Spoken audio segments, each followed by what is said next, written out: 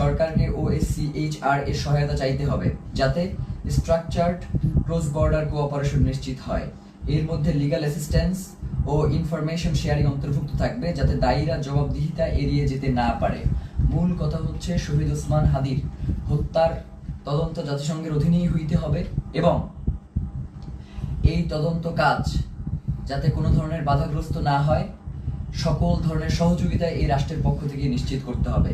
এর বাইরে আমাদের কাছে কোনো সেকেন্ড অপশন নাই। আজকে আমাদেরকে গুলি করেছেন, কালকে প্রয়োজনে আমাদেরকে মেরে ফেলেন, কিন্তু শহীদ ওসমান হাদির হত্যার বিচার এই বাংলার জমিনে হইতেই হবে। এর বাইরে কোনো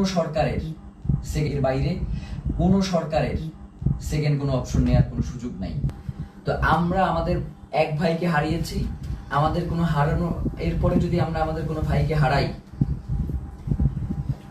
এরপরেও নির্বাচন হইতে হবে, নির্বাচন পেছানো যাবে না। নির্বাচনের পরে যে রাজনৈতিক দল ক্ষমতায় আসবে তারা যদি এই ব্যাপারে কোনো সুষ্ঠু পদক্ষেপ না নেয়, আমরা শুধু বলি ব্যাপারটা এমন না, আমরা তাদের জীবনকে জাহান্নাম বানাই দিব বলছি, তাদের জীবনকে জাহান্নাম বানাই দেবো, এই কথা বলেই শেষ করলাম।